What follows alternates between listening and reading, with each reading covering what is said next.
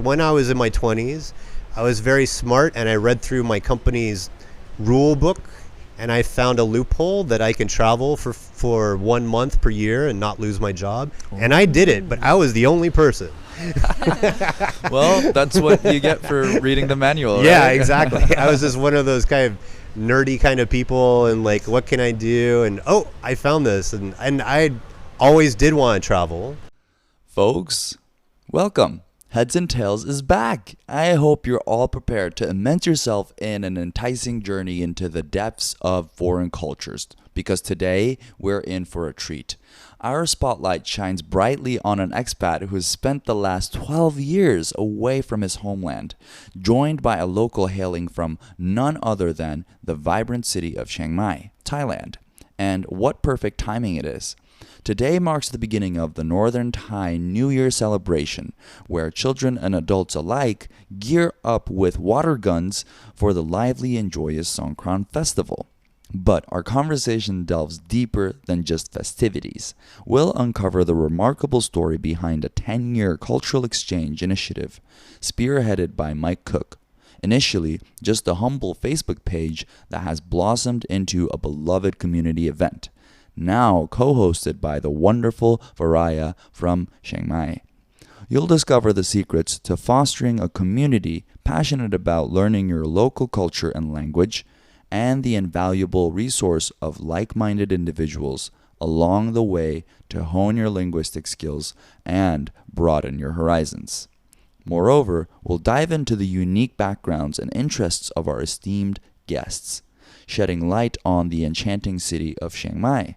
From its rich historical tapestry to the dynamic changes witnessed over the past decade, there's a wealth of insights awaiting for us. So, get comfy and a nice beverage, and prepare to be captivated by the tales and wisdom that await us in this exploration of Chiang Mai's allure.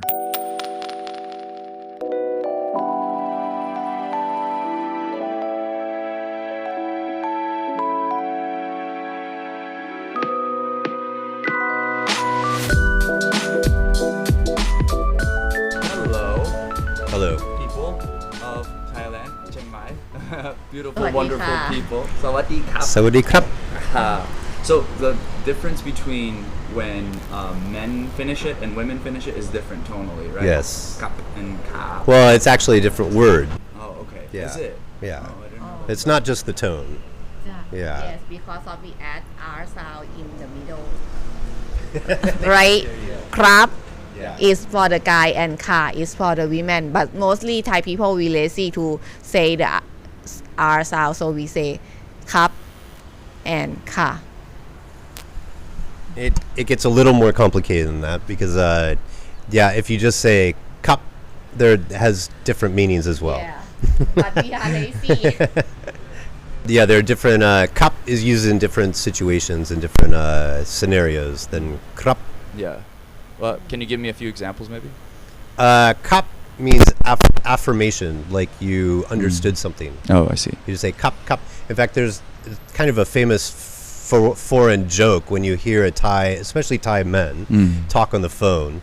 And normally you could guess it's either with their boss or their wife. They will start out and then literally after the first sentence, you'll just hear them say cup, cup, cup, cup. Cup. They're just affirming everything the other person on the other line is saying. Yes. So another, I just discovered this by myself, but if I say, when like mid-sentence, someone's like kind of like serious about saying something, and if I go like, they're like, yeah, he gets it. But you need to understand that's actually impolite Thai. Oh, is it? Yeah. Oh. When I was studying Thai, it's street Thai. When I was studying in America, one of my friends was from Isan, and she gave me this habit of because she did it all the time. And I got in big trouble when I moved here and started working in a Thai environment. I would just, of course, that's what I learned and that's what I did. And Thai people, the Thai teachers, they got very angry with me and corrected me. It's like not considered polite because it's not high Thai. It's not formal Thai. It's street Thai. I see. So- And how much of would you say Royal Thai is spoken in Thailand percentage-wise? There's and a question street for Thai? her. Yeah. Oh, we don't use it in normal life. We just speak like this, like English, normal English. Is not polite, and crap, it is a polite way. But Royal Thai, we didn't speak in daily life. It's a different language. I would assume Royal so. Thai is a different language. I would assume so. So you were introduced to the Thai language not in Thailand actually, but in. Well, no, of course I was introduced to it here. Sure. For Or like formally learning it. Yeah, this story begins. I came to visit Thailand. I heard about Thailand many years ago from people who traveled a lot, and my question to them is, of all the countries that you visited, all the places that you've gone to, what are your top 2 favorite places? And I noticed many people, most people would say Thailand was number 1 or number 2 on their list. At that time, I had never been to Asia. And so I'm like, but I actually had some previous interest in Indonesia, which is not far from Thailand. And so I'm like, okay, my next trip I'll plan to Thailand.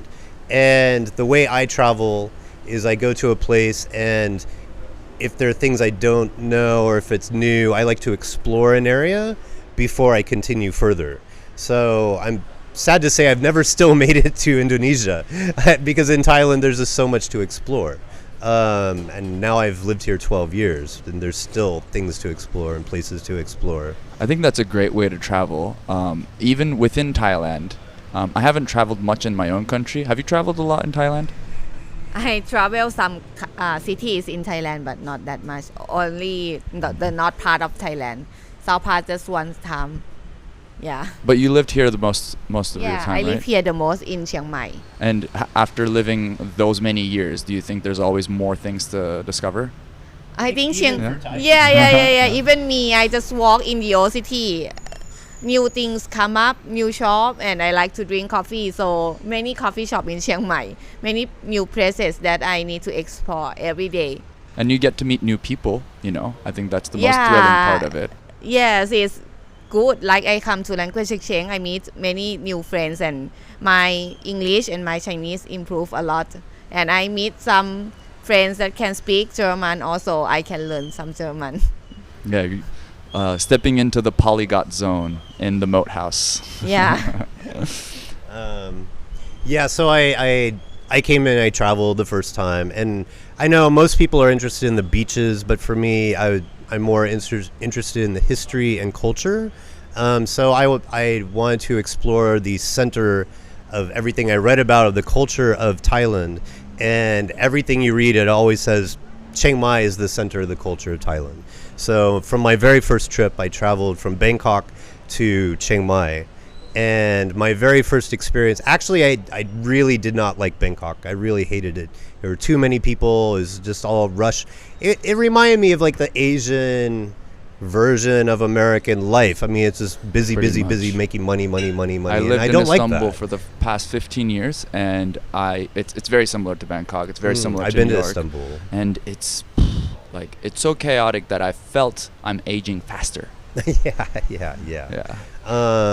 Also for myself, it was when I was traveling that I started to begin to realize a dream for my own future of finding a place that had a slower life with a culture that I really, really enjoyed. And so when I traveled, I was always in the background looking for that place. And when I still remember the day I got off the bus in Chiang Mai and I saw the mountain, and I grew up near the mountains in America, and I felt at home. And very luckily, like, the people of Chiang Mai are very friendly, very polite, very welcoming, very different than the Middle East, and very different than many places in Europe that I've been to as well. Not all. I mean, some places in Europe are very friendly as well. But I fell in love with Chiang Mai, like right when I got here. And after that, I planned direct flights from America to Chiang Mai, skipping Bangkok because I knew I didn't like Bangkok.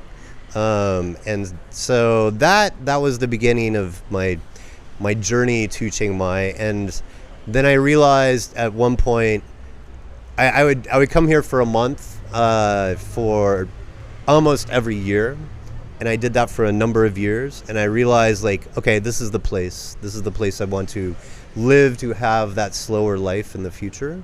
And you know, it's sensible to understand, okay, I need to study the language. So But I remember, because the first time I met you, you told me that you had started learning Buddhism first. correct. I had a coworker where I worked in America, and he was studying Chinese, and he was really interested in Buddhism. And even though he is studying Chinese, his favorite form of Buddhism was Thai Buddhism.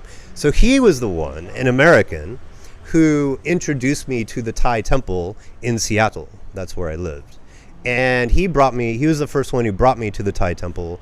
He introduced me to meditation, to Theravada Buddhism. And so I started a habit of going there. They would meet on Sundays for Thai people. And I mean, I tried to make it clear to the monks, the people that I talked to there, that I was interested in learning Thai language.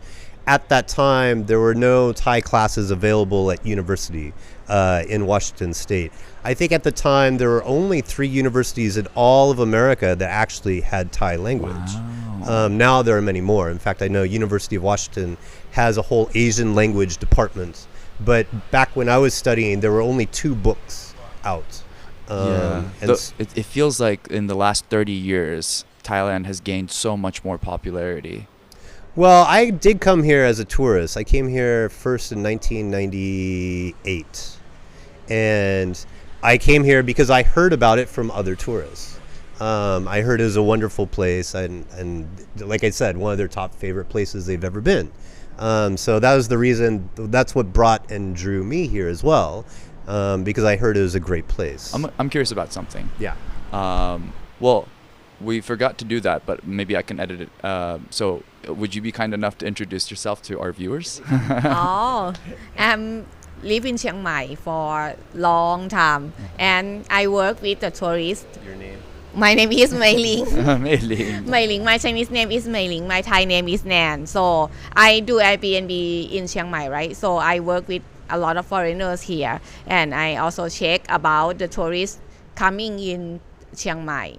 Past like 2008, before 2008 till now 2024, is the first top is Chinese people 800,000 in a few the first beginning, but now it's just 200,000, but still a lot, the first top.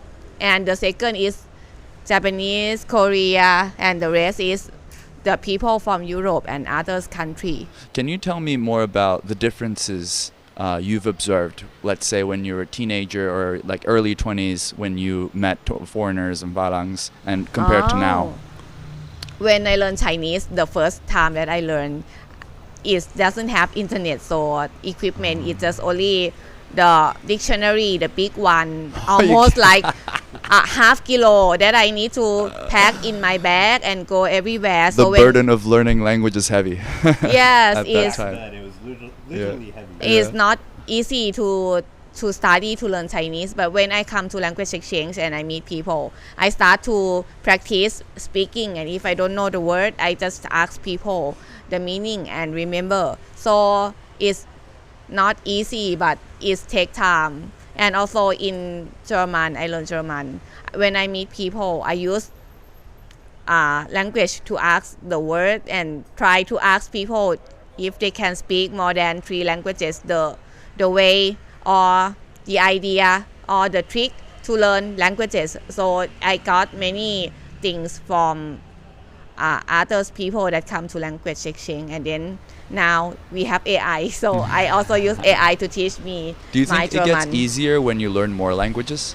I think it's easier, and you got more information, and you know the news, and you know the trends and everything. So actually at the first beginning, my English is poor. My Chinese is better than English. And then when I need to work with foreigners, I need to learn more languages. So my English is better than before. And then when I know English, Chinese, I can know about the technology and everything because of languages, not just only Thai. So you will be further than others people one step. But now because of AI, so maybe everybody are similar, but we still get the benefit. And as a Thai mother tongue speaker, do you find Chinese or English to be easier for you? For me, Chinese or English, I think Chinese is easier than English because of English is grammar is not easy. German do you also. speak any Chinese, Mike? He learned. Oh, okay. Indian. But do you think it's like more about the distance? So like you're closer to China, therefore Chinese is easier. Well, there's been an influence for long time, centuries, of Chinese on Thai language. So there's even some words that are the same. The grammar is very similar. Not the same, but similar. So just to get this right, I'm learning more and more about Chiang Mai's history, and it seems to be there were families, big tribes, 7 of them. Like Lana, the Lana people were predominantly living in this area. Not just this area, but more like what's up, Burma and in Laos as well. Well, Lana was a separate kingdom for a few hundred years. So, in fact, the palace is not far from here. Oh yeah, exactly. In the old city. Yeah. In fact, that's why you see so many temples in the old city, because that's the location of the palace. And those temples were royal temples for royalty. Oh, I see. And this is very different than, like, where does China begin then, in that sense? I don't know. Talk about Chinese people in Chiang Mai. No. Like the borders. So we have Thailand, North Thailand, historically, and then we have Burma, and then we have Laos. I don't know in the past we near China or not. Well, Siam was actually much bigger than it is now today. That changed during World War II. Basically, as if you do some reading of history of Siam or Thailand, Siam was the only country not involved in the war, even though it was a little bit with Japan. But Siam, what king was that? King Rama the Fifth. Yeah, I believe it was King Rama V. A hugely important king in Thailand. Well, it was King Rama V until King Rama VII, which changed to Thailand. Yeah. But Thailand tried to stay out of the war because on the east side was France. On the west side, on the east side, meaning like basically Vietnam, was colonized by France. And also France was moving further west. And on the west side was Burma, which was colonized by the British. So we had like this whole area of Southeast Asia was a larger conflict between England and France. And they're closing in on the center here in Siam. So King Rama V, he called this the neutral zone. But for him to actually achieve that, he gave away parts of Laos to France. So but by giving that part of Laos away is unfortunate for those people and that area, but for what remained, it was peaceful. Sure. So the sacrifices. He made the sacrifice. It needed to be done. Yeah. I guess it's hard to judge history based on what we know right now. When I was studying literature, we were always advised to think about those circumstances in that time, and like the pressure and everything. The historical context is really important when you're kind of trying to understand what happened in the past. But do you think there's a lot of mixing, like interracial mixing these days between Thai and Chinese and Japanese and Korean and I think so, in my opinion, but only to a certain degree.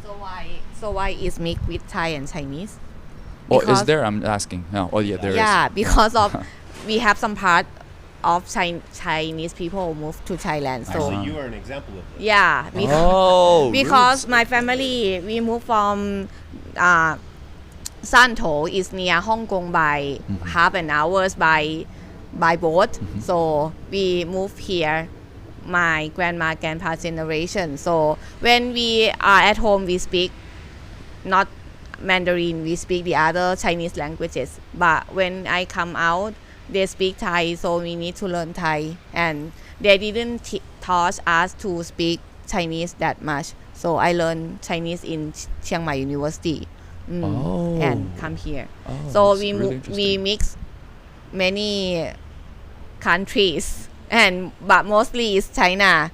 And we separate south part of China and some part of China, like Santo, my hometown. We moved to Bangkok, the middle one. But the south part of China, when they moved to Chiang Mai, in the top of Chiang Mai. Was there a lot of families moving when your grandparents were moving?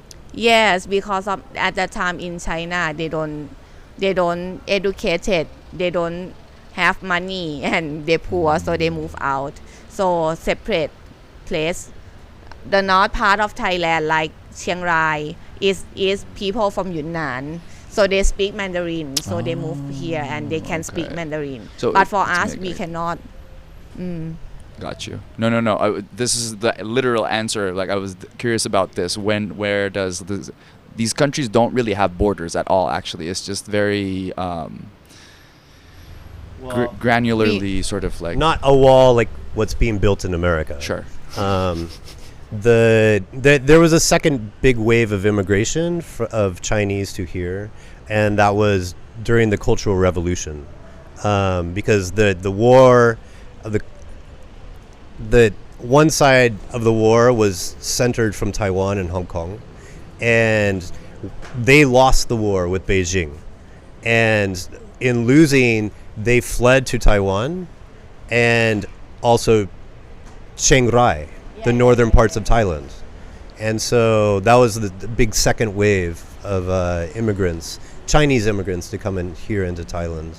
I think that adds to what I feel when I come here as being, you mentioned Thailand, the Chiang Mai being kind of the cultural art capital of Thailand.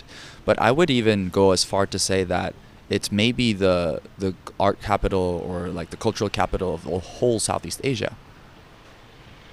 I have not traveled all over Southeast Asia, so I would not be an expert on that. Me neither. But I've heard it from a few different people, and I mean, you see a lot of like tourists come here, you see a lot of people who stay here. I think there might, like all of this that you're talking about, the whole population exchanges, a lot of different, like you're exposed to so many different languages, I didn't know that about you. So I think these people are very valuable. People who speak more than 3 languages are extremely valuable to whole society. And I think there's a bunch of people like this over here, plus a lot of arts, plus a lot of music, plus a lot of... Chiang Mai has changed a lot, though. Oh, has it? Yeah, when I first came in 1998, the moat, as we see it now, was all dirt. There were few lights. The big change that happened here in Chiang Mai was during the Prime Minister Thaksin, his time, because he was from Sankapang, which is just 20 minutes outside of Chiang Mai.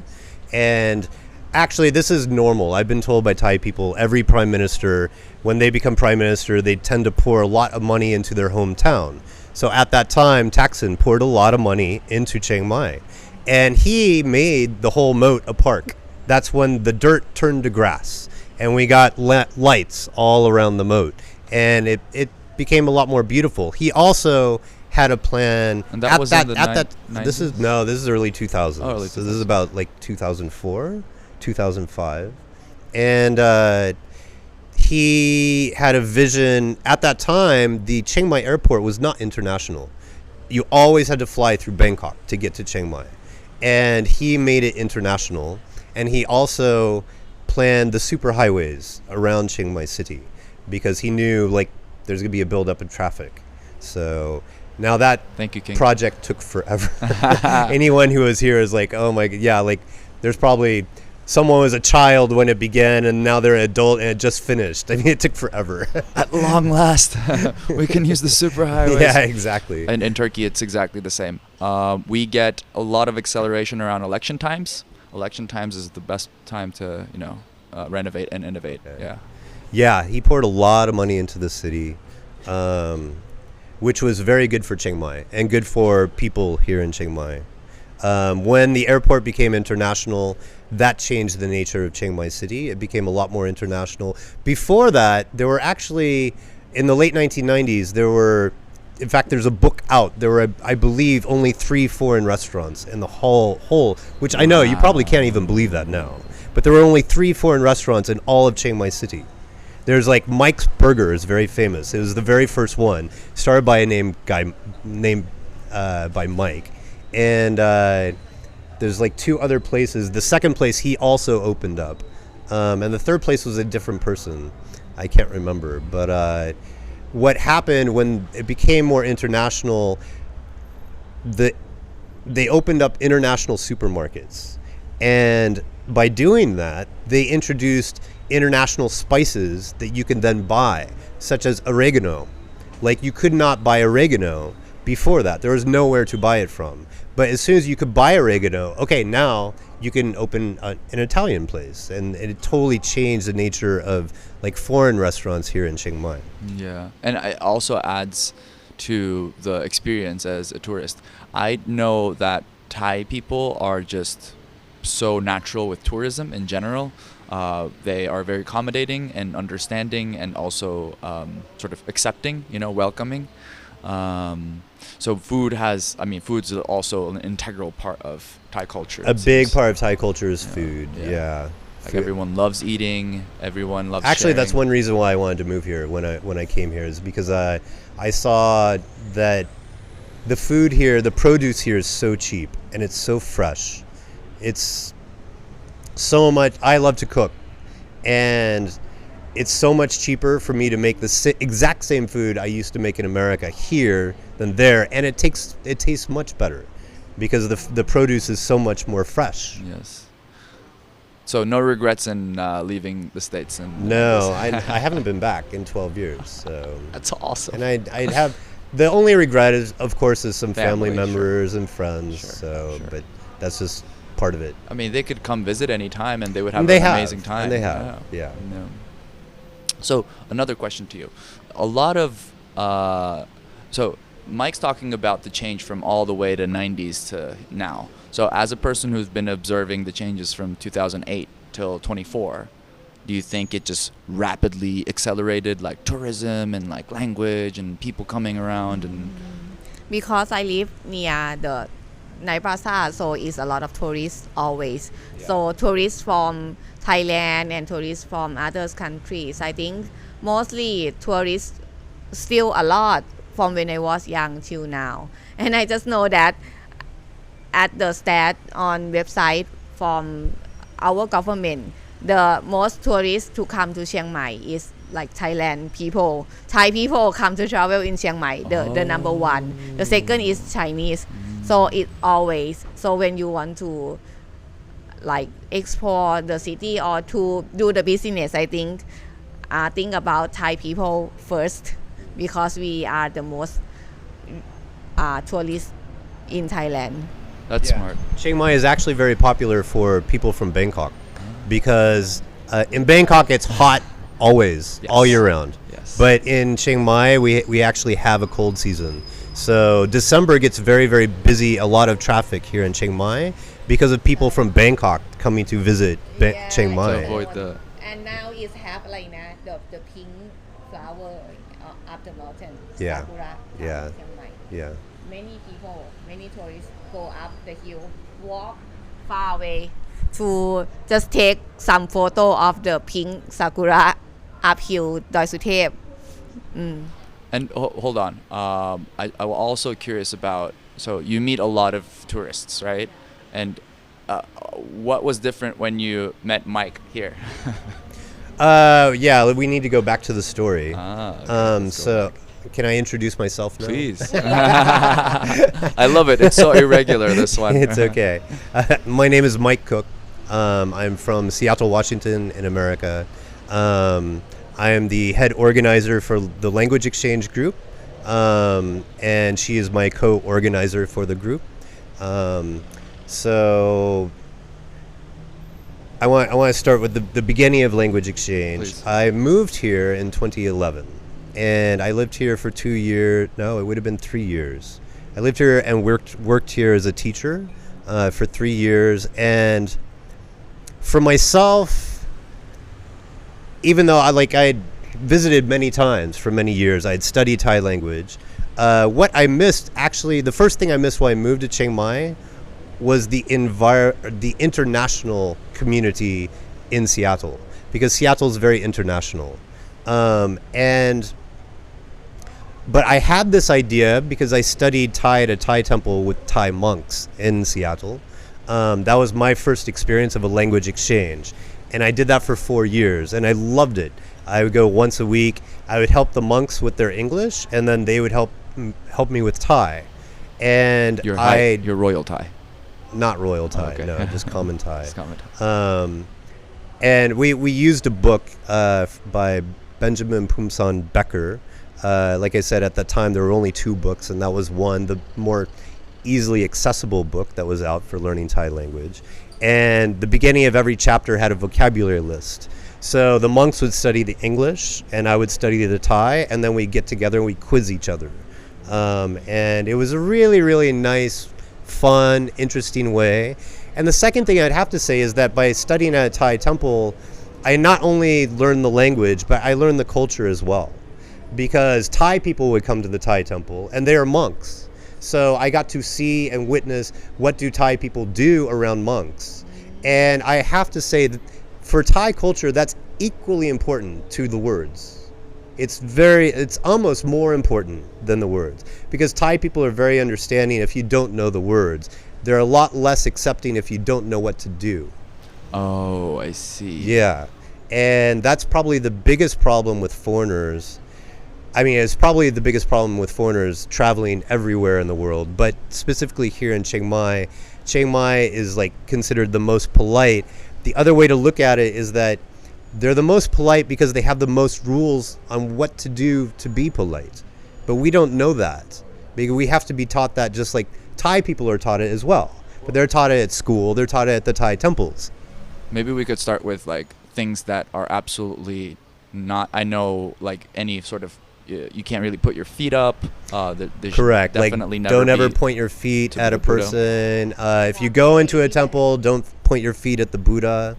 Don't pat someone on the head. Oh yeah, head is like very sacred. We don't That's touch very, very. We fired a teacher because of that. Yeah. It doesn't matter how good his Thai was. If he pats like someone, if you have a student on the head, like in an improper manner, they're gone. That's so. Now that we talk about it, I'm looking at it in a different light. Patting someone on the head is so like a power play kind of thing. Like even in the West, I don't know why it's so like okay. It's totally okay in the West. Yeah, we don't even think about it. But here, it's like, because the head is like considered sacred, and the only person that's okay to pat someone else on the head would be a parent. That's it. Even monks don't pat someone on the head. But a parent can. There must be something about it. Like, So- really energetic. But there's a perfect example of, like, there are things in Thai culture, like, you just don't do, but you have to learn what they are. Because those things are different in every culture. They're not the same. Also, like when I come here and I have seen foreigners play with the head of others, but I still feel weird and I tell them, but they don't have this culture. So I don't know how to do, but yeah, in Thai we cannot play with the head. So yeah, I'm going to go back to the beginnings of language exchange. So I was here for 3 years, and I was missing the international community. Back in Seattle, I had many friends. Honestly, I'd have to say only 25% of my friends were from America, were Americans. 75% were not American. I worked with people from Russia, from China, from like everywhere around the world, from Mexico, and I loved it. I always enjoyed talking with people from other cultures and finding out about their culture is one thing I always enjoyed, and I really missed when I came here. Even though my Thai skills were like growing a lot, I was getting much, much better in Thai, but I was missing that international community. And so when it was actually a Thai friend of mine who knew about my idea of a language exchange, but honestly, my idea was only Thai English. I was not thinking all languages. And there was an Australian by the name of Daniel Stiles, and he was one of 3 owners of a coffee shop, a cafe, and he started the first language exchange. And his idea was like any language, like all languages come and join, and it was called Focus Cafe. And he was honestly doing this just to bring business to the shop. Cafe, yeah. But the cafe really, early on in Chiang Mai's history, I think the cafe was really special because his idea every night had a different theme. Language exchange was just one night. That was Saturday night. Another on Sunday night they would have a photography group. And actually, if you know Canva, it's a photography website. Yeah, Canva. Yeah, that was born at Focus Cafe here in Chiang Mai. No way. Yes, from that photography group. Yeah. And the thing is, And there was a salsa dance group that would meet there. They still exist today. Damn, Canva was born in Chiang Mai. It was born in Chiang Mai. Yeah. the guys from language exchange, he still work in Canva. Yeah. He still have YouTube video. So on- people who come to Tuesdays on language exchange here also work in Canva still. Yeah. are some We people. we have a friends that come to language exchange and he work in Canva. So you can see his YouTube video. He also teach about Canva on YouTube video. So it's famous, like maybe 400,000 view people subscribe now, but a lot of people use Canva and is the person that can teach exactly. This is so goosebumpy for me because I have a good friend who works in Canva. Very nice Russian lady, Tata. Okay. She's doing other stuff right now, but just good vibes from this company. I also use it with my So visual stuff. the focus really gave birth to a lot of really good groups because every single night had a different theme. Now the language exchange group within the first year became quite big. It was a small coffee shop. And by the end of the very first year, we had to add a second night because Saturday night became so busy. It was like too many people that were coming. So we had Wednesday night and Saturday night. And immediately I felt like that international community that I was missing from America, I was getting from language exchange. Started and I sprouting was from really, there. like, it made me very, very happy. Focus hosted language exchange for 2 years and then it closed down because I had business problems. I won't get into the problems.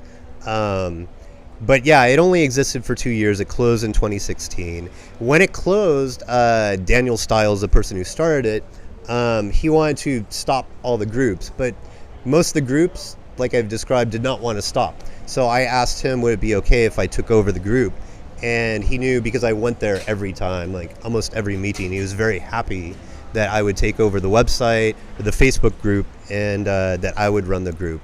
And we found a new location in Neiman area called Cube 7, and we were there for a long time up until COVID, actually. COVID closed everything down.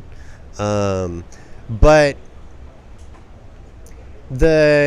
going back a little bit to Focus, because we were only there for 2 years, but a lot happened in those 2 years. One, I met her. You guys met at Focus. On Friday night, they hosted couch surfing, the couch surfing group. And so actually my brother was in Greece and he was a couch surfer. He was a host. And he told me, I never heard about the group before, but I heard about it from Daniel because he said, oh yeah, we do couch surfing. I'm like, what is that? I didn't really know what it was. But I'm like, okay, I'll go check it out. I have the free time. And so I went on Friday night and she was there because she wanted to improve her Chinese. And I could tell she was Thai, but trying to interact with Chinese people. And so I talked with her, and it was good because it helped me work and practice with my Thai. I talked to her in Thai because her English was actually very poor at the time. And so I told her in Thai, like, she should come the next night, on Saturday night, for a language exchange group. And because that's the whole point, is to practice your language. And so that's when she started coming, and we met each other. But again, I wasn't actually hosting the event at the time, neither was she.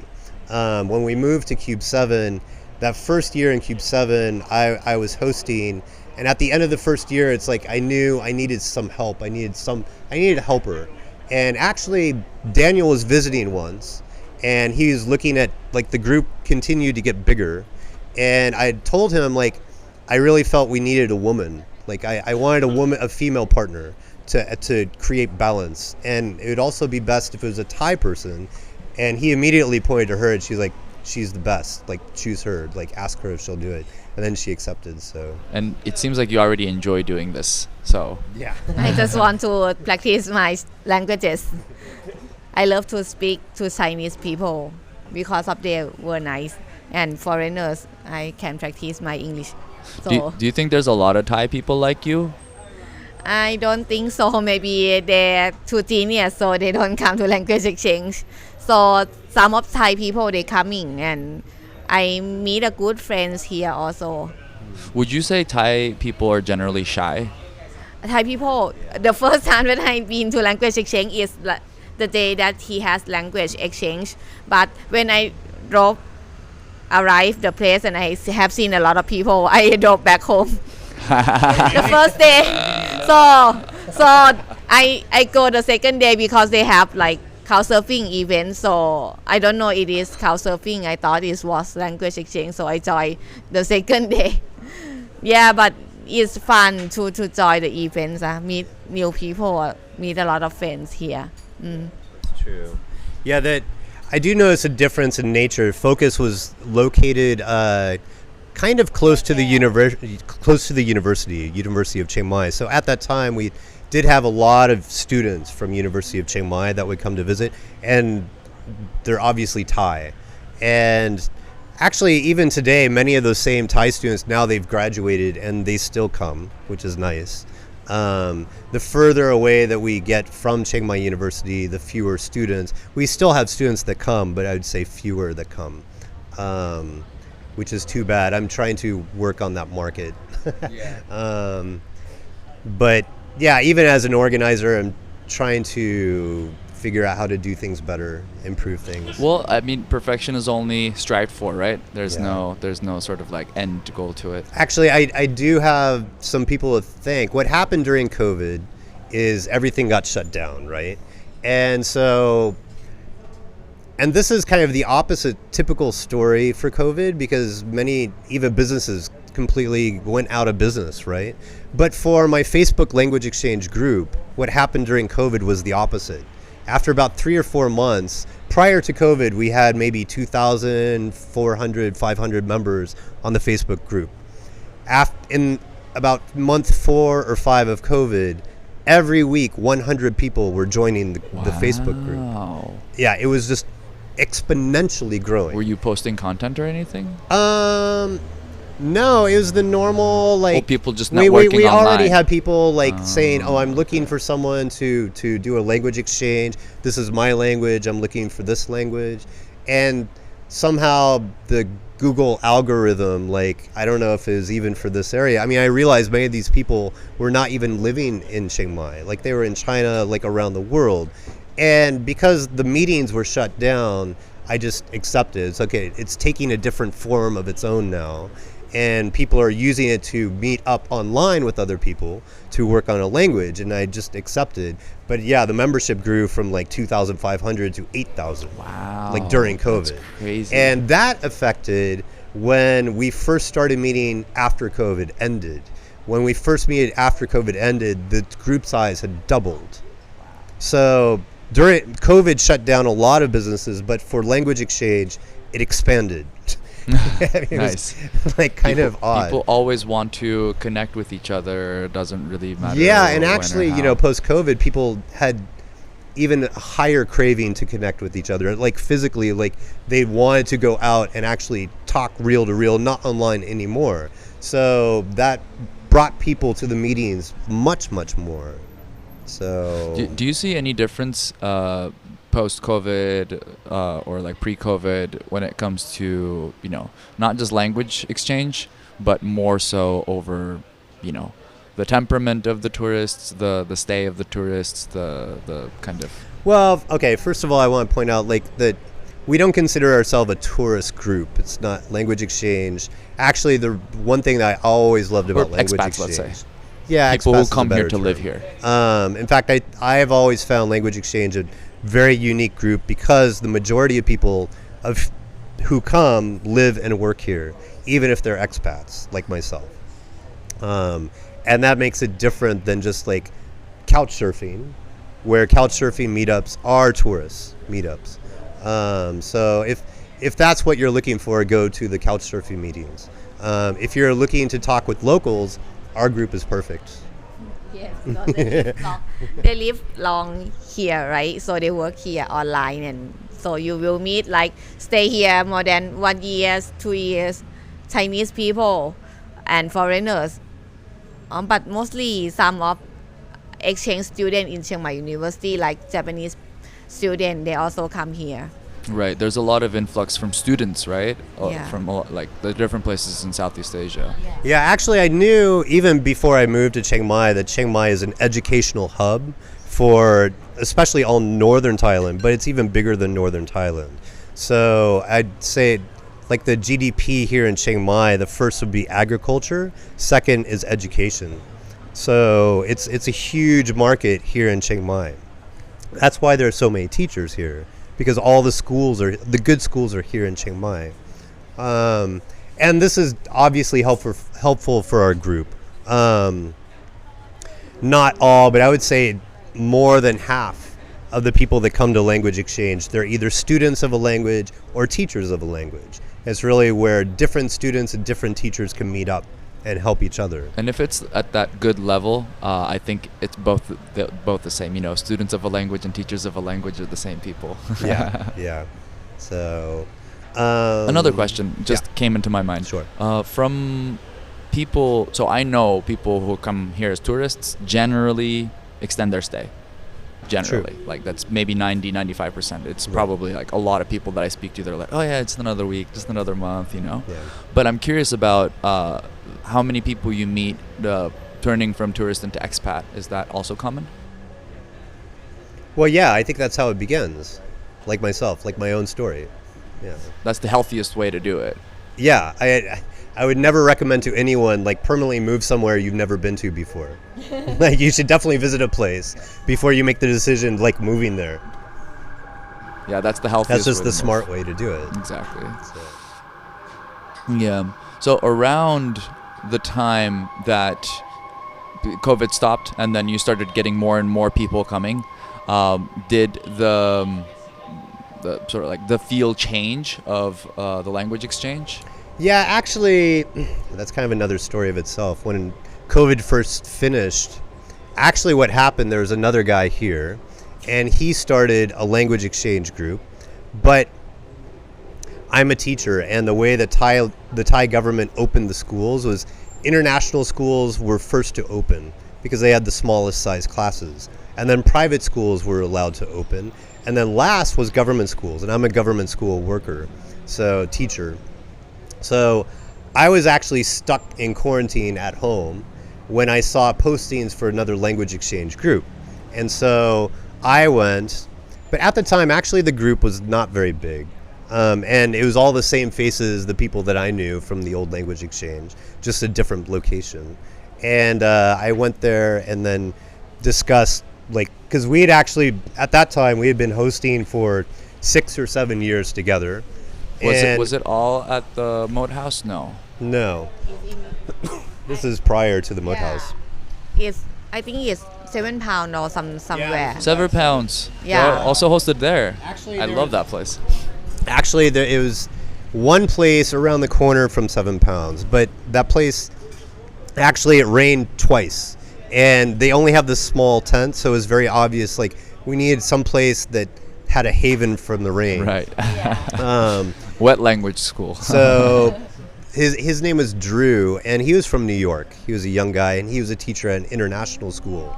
So actually, I told him, like, we've been hosting language exchange for 7 years, and I welcome a small break. So I actually told him, like, look, you could take over, you can host, do whatever you want.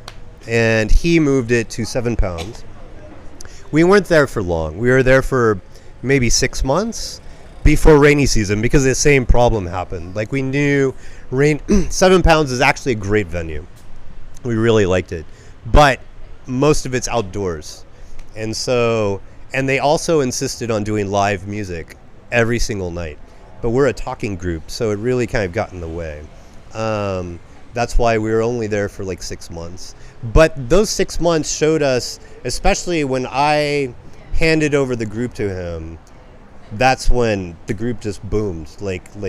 Because it was through what I had built on my Facebook group that had all the advertising. Because we had been there for like 8 years on Facebook, we had the numbers. So as soon as I posted, we're now doing meetings here at 7 pounds, the people went there. And then we saw, wow, now we have 60 people, not 20. It's grown exponentially because of COVID. And then we knew we needed to move before rainy season began from 7 pounds. And Drew found this place. And he talked to Mark, who is the owner, and he allowed us this rooftop space, which is really nice. It's wonderful. A great venue. Yes, it's probably the best because you see a beautiful it's view actually, of the city. yeah, I'm really happy here at the Moat House. It's one of my dream places, really. If I had to choose, any place in Chiang Mai, this is probably the best place in Chiang Mai. And you can't get better than a rooftop view of Taipei Gate, right in front of you. Even my first experience here at this place, it was before the Moat House. It was called John's Place. It was a restaurant. And my first New Year's here watching fireworks was here on the rooftop of John's Place. I sat over there and I watched the fireworks. That was my first New Year's in Chiang Mai. So I already knew the place. And I knew the rooftop is a great area. It's just a wonderful venue. So when he told me he booked this place, I'm like, oh my God, that's the dream space. It's the So dream clutch. venue. So I've written this one down. We already talked about how you established the language exchange, but tell me more about the most difficult parts in staying consistent for the past 10 years. Staying what? Consistent. Okay. One, if you're going to host a group that does meetings, you have to always be there. That's the most important thing. We've tried many different ideas at Language Exchange Group. When it was smaller, it's easier to do different, this table does this table does this. Drew tried a wonderful thing. He actually, the app Lingo. Yeah, so he invited Lingo to come here, and they actually had this, it was a lottery for the winner won 6 months subscription. That's right, to the Lingo app. And that was very fun, very different. We never did anything like that before. So we've tried different things, but the number one most important thing, it's not gimmicks, it's not what you do, but the host has to be there. There are other groups that they have problems because, one, they don't meet every week the same night. That helps a lot. You have to be there. It has to be consistent. Our group does actually close 3 times a year, and we post it well in advance. But people come because they know we always have this meeting, so we're always here. Even if we said that we close for New Year, but some people still come coming anyway. Yeah. because they get used to. Because we are here every Tuesday night here. Tell me about the community aspect of the language exchange. That's the best part. People ask me, why do you do it? Obviously, especially before COVID, we were running twice a week, every Wednesday and every Saturday. And many people would always ask me, why do you take off 2 days of your time every week to host, to come here? It was not about money. Actually, what we get is, you get practice with learning a language, but for myself living here, you get contacts, tons of contacts. You get to know people, for all the expats, who they are and what they're doing here, what their expertise is. And I still have, every few months, people, it could be Chinese people, it could be anyone, contact me saying, I need this, can you help me? And I personally say no, but I know someone who can. So I'm the middle guy. So because of my long term here, and I've been the host of Language Exchange, I know tons of people know me. And so I know I know the city, and I know a lot here. And she knows tons too. Oh, of course. Any happy coincidences that happen from the community? For me, I think is the benefit is like him because I know my friends, I know the business, I like to talk about the cities and about the technology and everything. So it's lucky that we are here. So we have a lot of expat and a lot of new friends come every night. So you will know the new things that people maybe don't know, but because of their work in their company or their job.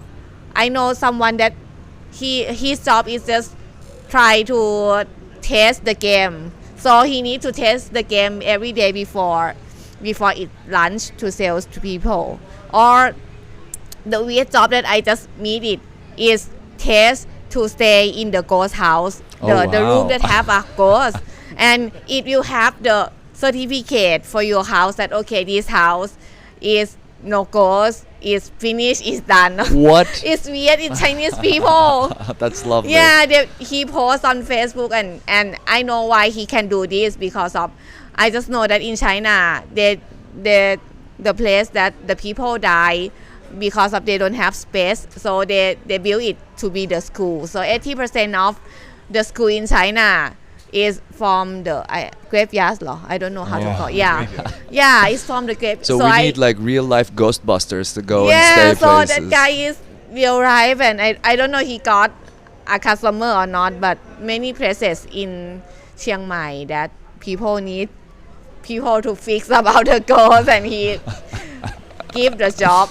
This is the first weird job that I have meet in person. That's crazy. Yeah, actually, in my position, I've helped many people get jobs here. Many people.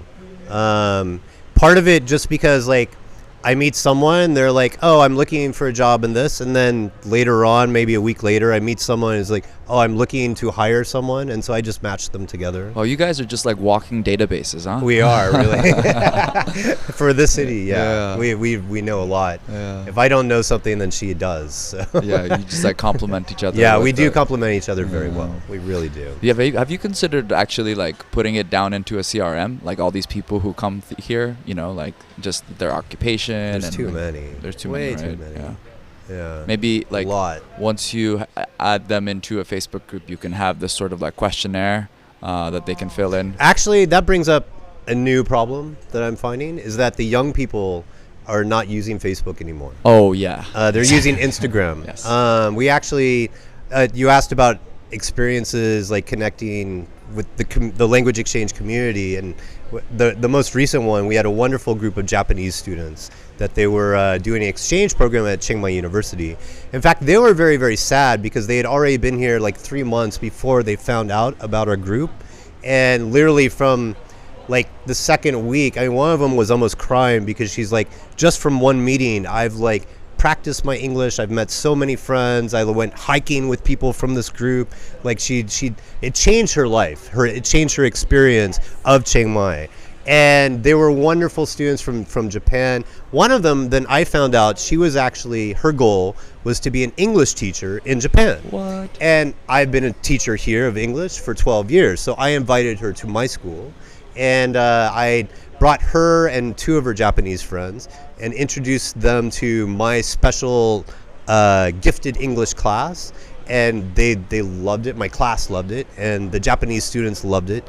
And then, in fact, they loved it so much, we planned 1 month later for 8 more of the Japanese students from CMU to come. And then I actually did like group work between the Japanese students and my students, all in English. And oh, they loved it so much. Like both parties, they loved it so much. And you sound to me like you really love teaching English. So I that do. You do it as not a job, but it's more like an activity that you sort of engage other people in. In Seattle, the last year and a half or 2 years that I was studying Thai, remember? It was my favorite Thai restaurant. They asked me because I was actually like improving and getting better with my Thai. It was a cousin of theirs who he was born in America and he spoke no Thai. And actually, the youngest brother, he was born here in Thailand. His Thai was very good. All of his family was Thai, but he never learned to read or write. And so they asked me if I could help to teach them. And so that was actually my very, very first experience teaching. Is I had a small group in Seattle, but my job was to teach Thai language, not English. And I wrote a book, like how to read Thai, or I had to write a book, and I would check with my Thai friends there, like, is my spelling correct? Spelling in Thai is very difficult. But that also made it, when I came here, I got to swap positions and teach English, which is much, much easier than teaching a language that's not your native language. And I also have a huge sympathy for Thai teachers that teach English here. And those are all the teachers that I work with. So, like, I think that's what made a huge difference in my working experience here, because the Thai teachers could tell, like, my perspective is very different. My perspective is from someone studying Thai language, from a Thai learner, and not just like a foreigner coming here and working a job.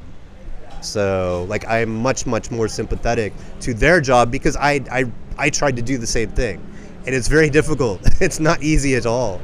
From being immersed in all languages, this is a question for both of you.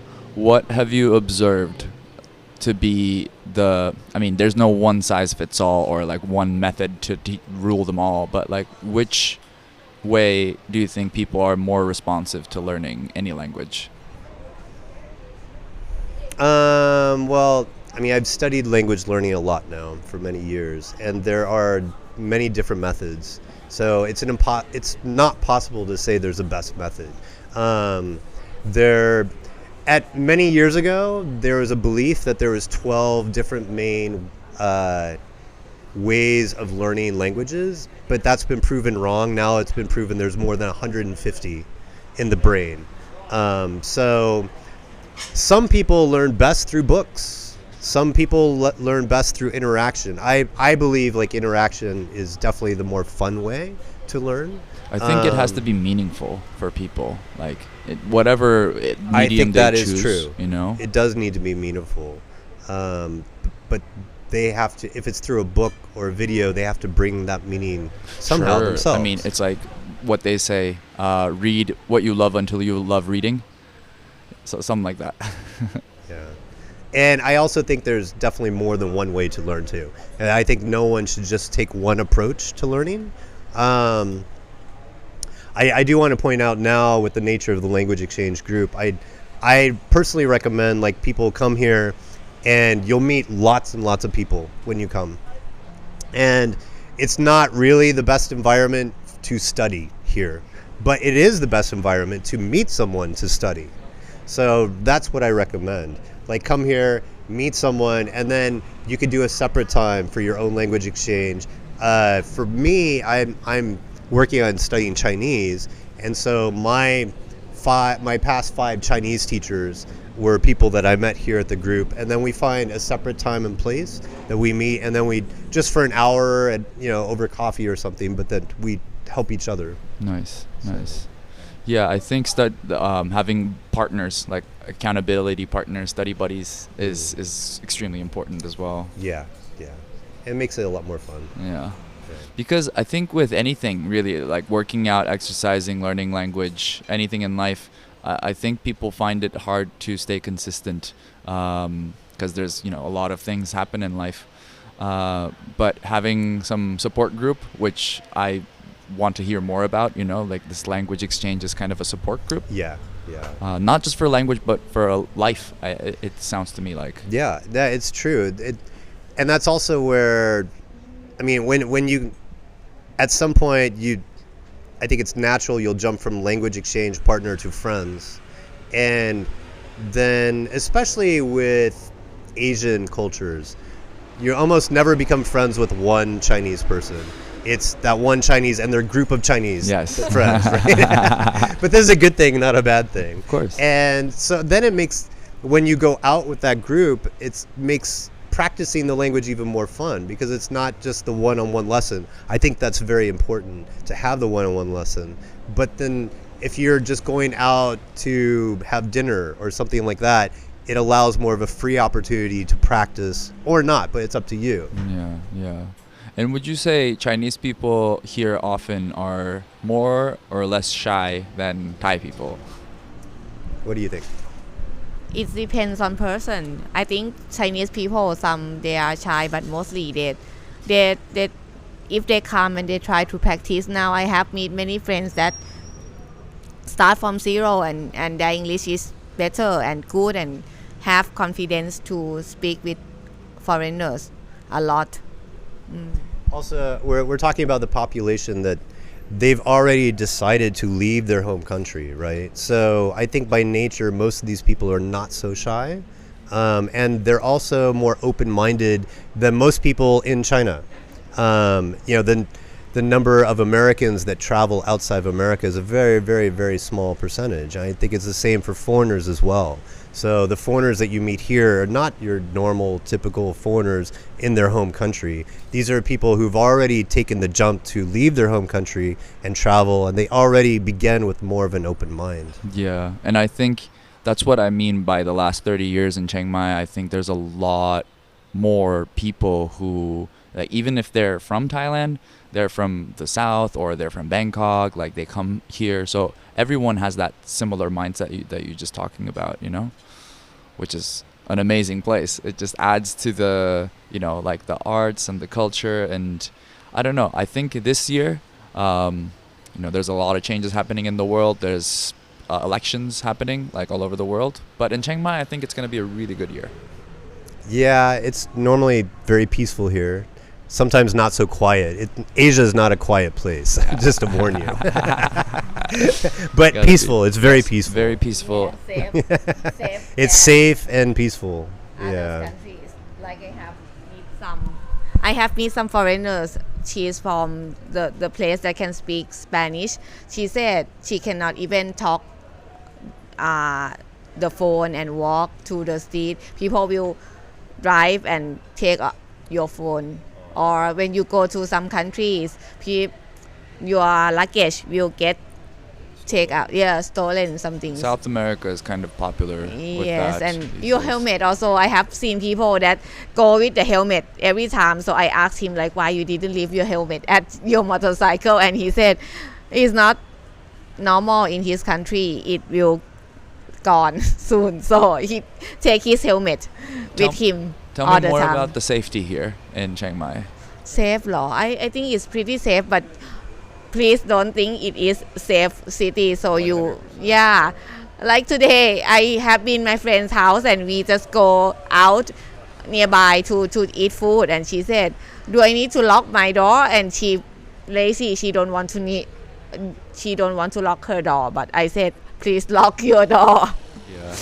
But what is the percentage? Have you ever heard about someone sleeping in their house and some burglar comes when they're sleeping in their house? No. Is Never happened. yeah. Actually, that's still something as an American, like, I'm used to always locking the door, and Thai people never lock their front door here, not in Chiang Mai.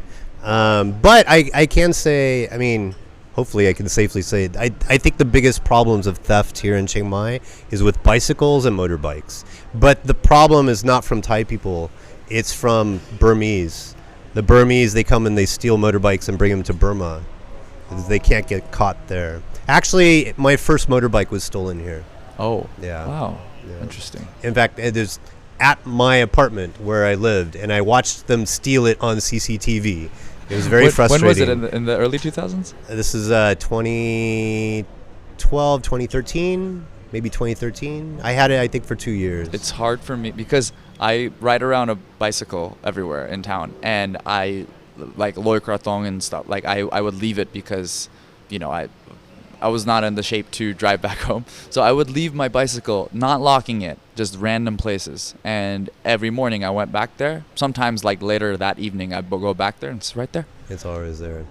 I'm not saying like it's impossible, but these are the only problems that I've found living here a long time. The problems of theft is with bicycles and motorbikes. More with motorbikes than bicycles. So, because they're worth more. This is also, I mean, you were like Oh, do we have enough material to talk about? We're at the hour 10-minute mark right now. So we do have actually more to talk about, but I'm Sure. curious about what would be something that would, let me phrase it perfectly, for anyone who's visiting or staying here for the long term in Chiang Mai, what would something they would want to do to make their stay worthwhile? Well, I found that community helps a lot. And for us, we found community through language exchange. Because community helps you gain friends with community. And you have more fun living, abroad.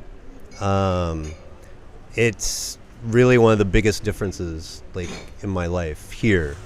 I also have my work, and that helps too, because I really love my job. In America, I had jobs I hated, so I really appreciate this job that I actually really truly love, even though, the pay doesn't compare to pay in America, but I don't care because I actually love my job here. Less is more, for sure. Yeah, I think community is essential to survival, in any circumstance, but especially if you are not in your hometown, if you don't speak the language, if you're trying to find out about, although I feel like there's a lot of different communities in Chiang Mai. Yeah. We have kayaking group, we have kayaking ใช่ไหม kayaking every Thursdays, and Yeah. we have We actually have we have a subgroup of language exchange karaoke we do every other week. Latin dance, salsa dance. There's swing dance. Yeah, actually, that's where before COVID, Chiang Mai was almost like a haven of different activities and different groups. I think it still is, And it's starting to come. It's getting okay. back there now. Oh, okay. It's getting back there now. Nice. I don't know which time, but yoga also have many groups that we have in Chiang Mai and still running before COVID till now. So you can meet people that are do the same, do what you like to do. So here is not just language, but you can know the culture of people, and you can know the technology and everything because of people from around the world. Some they retired so early, 30 years ago, get retirement life or something, so you can experience this type of people also. I'll give a big piece of advice though. If you move here, Facebook is still the number one way.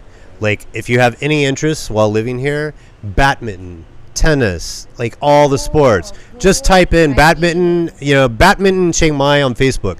You'll find 10 groups. Nice. And what time, what place they meet, and just go and join. Perfect. Yeah. Speaking of Hiking, there's several hiking groups. Yeah, I'm very lazy. I was invited to a few times, but I'm very lazy. But speaking about advice, let's close off with some advice that you would give to maybe your younger selves. That's a good one to start with. Then we can expand maybe. Advice to my younger self. Oh, that's a thought-provoking question. Oh, wow. My advice would move here sooner. Move here sooner. Wow. Yeah, but my plan got delayed because there's a recession in America in 2010, and that delayed my plans by 2 years actually. I know I could have had more success had I moved here sooner. Wow. So could we extrapolate this to say young people should embody the spirit of travel sooner than later in life? Okay. Actually, I think I did some things right. I think when you're young, you should just travel, trying to experience different cultures, different places. But I think your hometown, home country should be your base. And this is for reasons of building up social security, and it depends on your own countries if they have social security or not. As an American, Americans do. So I worked in America until I was 40, and my purpose was to build up that social security, so when I retire, I will get money. But not every country has that option. So Yeah, I mean, you have to bear the future in mind. But when you're young, you have the energy and you have the open mind to travel. So do it if you can.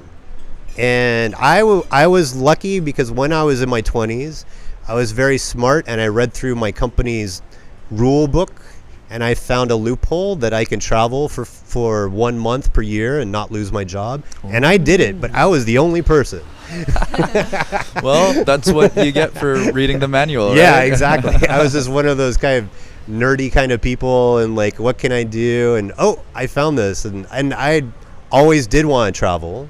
And in America at the time, I was working like 3 jobs in my 20s. So I was making good money. And that was a way of rewarding myself. Okay, I'll take a month off every year and use part of that money I'd saved to travel. And I loved it. I did that through my 20s. That's how I first came to Chiang Mai. Yeah, and I kind of feel that energy on Tuesdays here as well, you know, like in the language exchange. I definitely feel your personality sort of, wafting through the corners. Thank you. And how about you? What's your advice to your younger Thai self?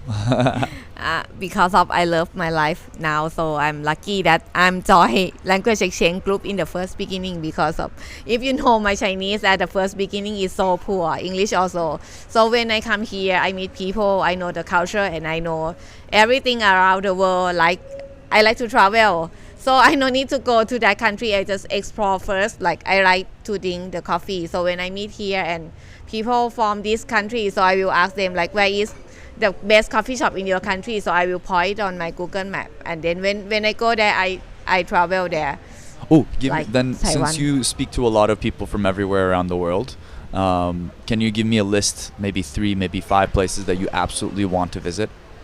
My places, I like to go to hike Zug Spritzer in the south part of German, and then Japan, like watch the Fuji mountain, and then maybe Great Wall of China, and then maybe New York or something, I don't know. Okay. So okay. I just That's random pretty decided. diverse. That's pretty Yeah, but diverse. because of my friends that I meet from language exchange now, they move to other places. So my goal to travel because of I go to meet my friends. I have friends that move to German, to Ireland, and many places. Holland also. So my goal is just only visit friends. My answer would be similar too. Like I just know so many people that they came here and they studied and then they immigrated outside their home country. So I would love to visit all of them actually. And also some people, they came here and then they moved back to their home country, like Australia. I would like to visit some people that we became great friends here. So many places that we need to visit.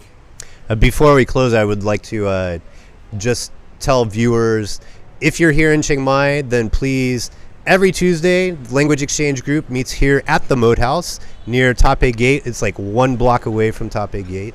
Every Tuesday night starting at 7 p.m. It's a wonderful group. That's why he's interviewing us. If you're not in Chiang Mai and you plan to come to Chiang Mai, then check it out. Yeah, go onto the Facebook group. Don't miss it. Yeah, we have the lot of Facebook value. group, Language Exchange Chiang Mai. You can check in. And it's completely free. Yeah, it's completely free, and the group is free. Yeah. Amazing. Any other parting thoughts or ideas from each of you? No, we've talked about a lot. Okay, and I'll have this one last question because I like this question Tim Ferriss keeps asking on his podcast. If you had a big, huge, life-size billboard that you could stick up in Chiang Mai where everyone can see when they come here. But those are typically ugly, so I'd never do that. Never do it here. But let's say in the world, then not specifically in Chiang Mai. If you had a big billboard. New York, okay, there's Yeah. lots there. Yeah. What would be your message on that billboard? Do you have a thought?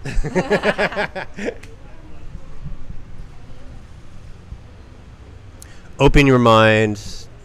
Learn another language. Learning another language will open your mind. I mean, that's the first thing. The learning another language will open your mind, especially if it's a Powerful. language not related to your own first language. Further from your culture, the I mean, better. when I first started studying Thai, I had to learn words that were new concepts because in English we don't have words for these things. So it was really the beginning of opening your mind. I think that's my main message. Like, learn a language to open your mind. From there, everything else will begin to open. That's splendid. For Fantastic. me, I don't.